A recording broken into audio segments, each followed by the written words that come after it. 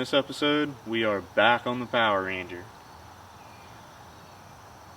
So, major update. This past week, finally got a dyno tune. Took it to Matt at R&M Automotive and he hooked this thing up. He got it in there quick, despite how busy he is, and I couldn't be any more thankful for that. But this thing finally got a street tune and a real dyno tune. So we'll show you this number soon. And today we are going to put some valve springs in it and maybe do a different catch can setup that I bought, because my goal was try to hit 400-ish to the wheels horsepower, and it only did, I think, 358 or 359. I got the sheet, I'll throw it up on the screen. But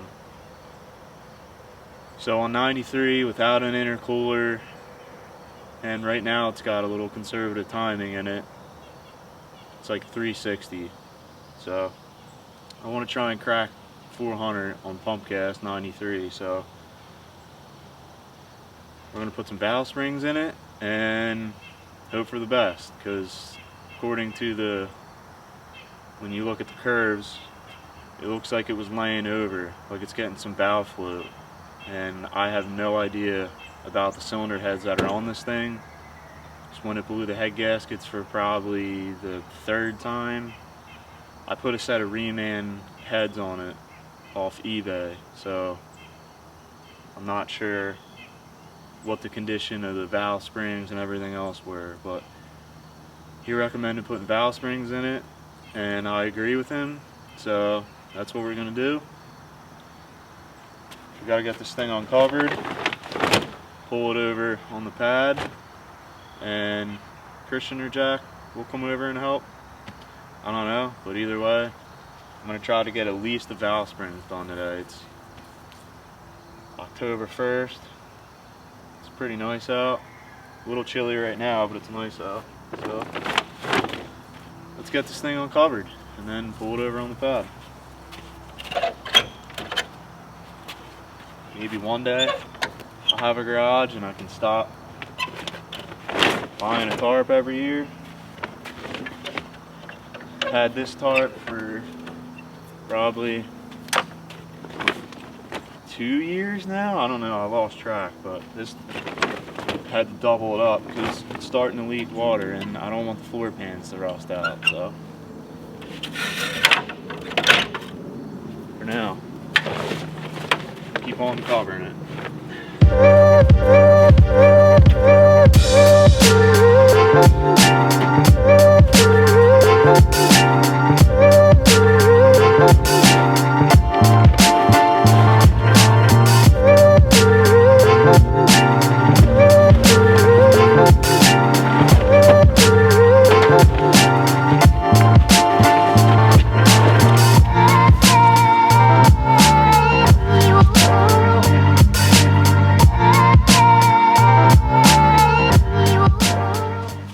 Real quick, I want to give a shout out to Matt.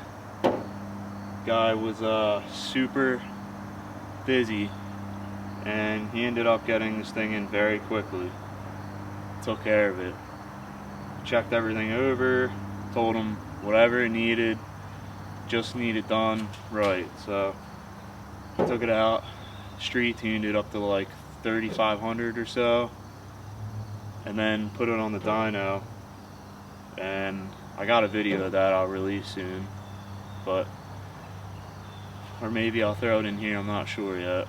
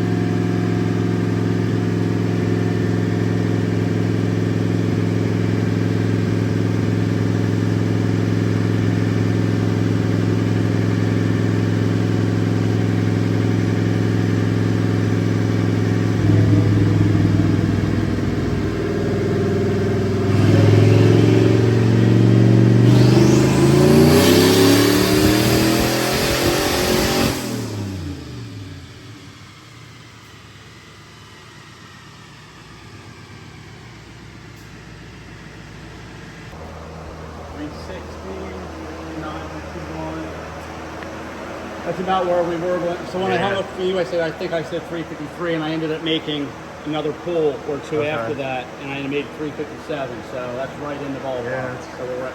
See how we get that bounce at the end? Yeah, I can see where it's starting to. Yeah, and I'm gonna carry it a little further out. The springs are probably on the cooler side. Not as much deflection. He got this thing dialed in. Now this Holley, 10 out of 10 over the FiTech. I will never put FiTech on anything ever again. Just everything is so much better. The drivability, the starts, everything. Matt got this thing running better than it ever has. The drivability, 10 out of 10. No symptoms at all. None of the stalling and weird idle drops and then spikes of lean, rich AFRs when you come to a stop like the FiTech used to do. FiTech used to have all those weird symptoms, so shout out to Holley and shout out to Matt for dialing this thing in.